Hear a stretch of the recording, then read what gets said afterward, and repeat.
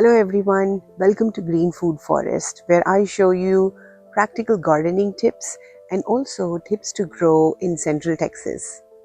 A couple of weeks ago, I had shown how I had started my gourd and long bean seeds. I had soaked them, sprouted them, and sowed them into little pots.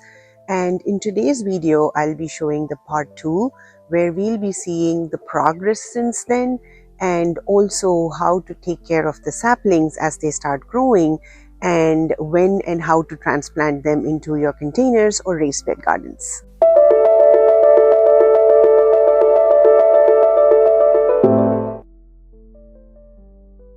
Take a look at these saplings.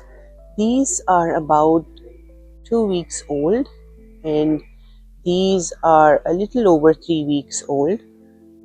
You can see here, these are the rounded leaves, which are the baby leaves for the gourd plants. These three are the gourds, and they usually start off with these baby leaves and then the true leaves comes out. So here you can see what a true leaf looks like.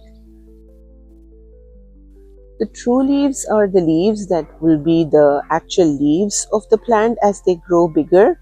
And you want to look for healthy green saplings upright with steady stems. And these have been sitting outside for almost a couple of weeks now, so they've grown pretty sturdy. If you have indoor seedlings, then you need to make sure that you're rotating the pot every couple of days so they get adequate sunlight, indirect sunlight, and so that will really help them be sturdy. So we'll be using this fish fertilizer. It's a 5-1-1 mix, which means it is high in nitrogen, and I'm mixing about a tablespoon of this fertilizer into a gallon of water. And what we'll do here is, this nitrogen is really helpful for the saplings to settle into their new location. So this is a mild and perfect solution for the little saplings, and because it is high in nitrogen, it will help with healthy leaves and the initial planting process. And one thing you have to be wary about is that since this is made of fish emulsion, it's pretty smelly. So what I like to do is water in the plants or the saplings, whatever I'm watering with the solution, in the evening, so then it airs out by the morning. So that way you don't need to deal with the smell for too long.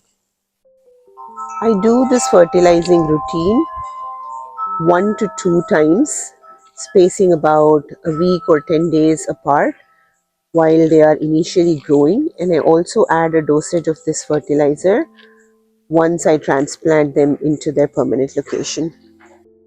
I'll be transplanting these seedlings which have multiple true leaves because that means the plant has grown well enough and is ready for being outside in the elements.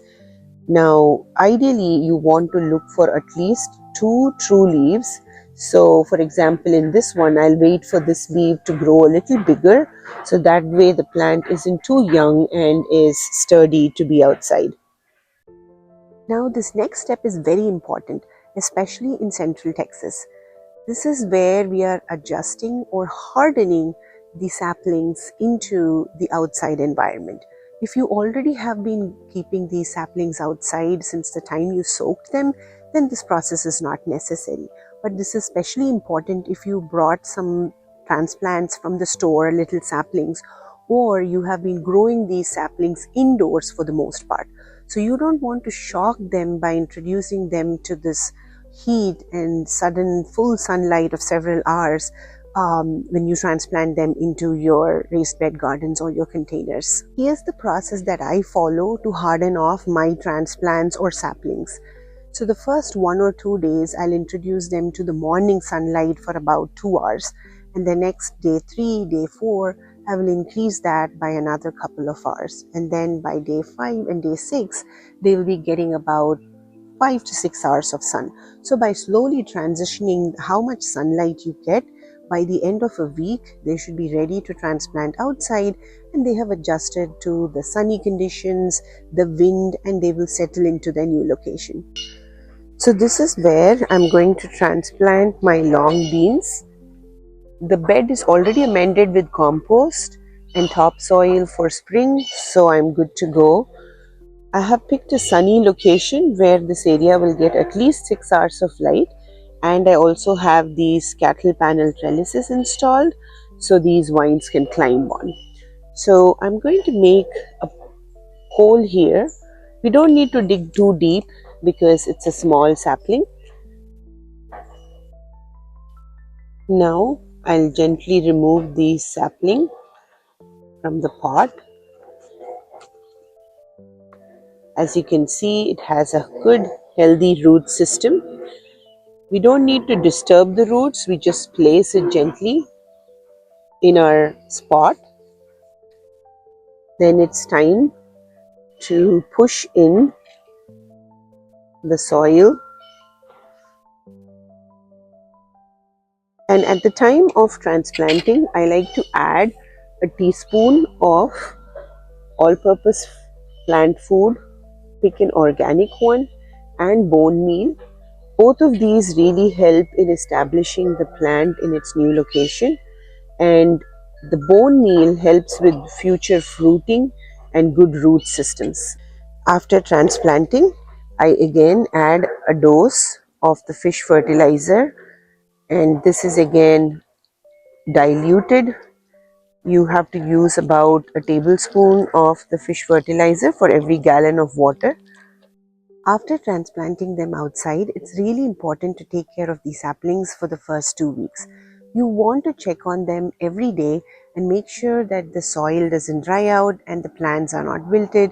You need to make sure you're watering them almost every day because you want to allow the plants to settle in.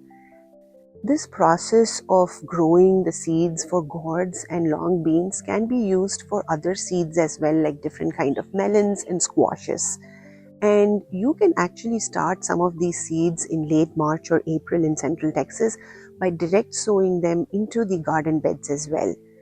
I usually start the seeds indoors almost 4 or 5 weeks ahead of time because I find that timing really good because I can get a good harvest in late May or mid-May before the heat kicks in. If you plant the seeds on the raised beds or the containers only now, you might miss that window and you miss that opportunity to have a good harvest.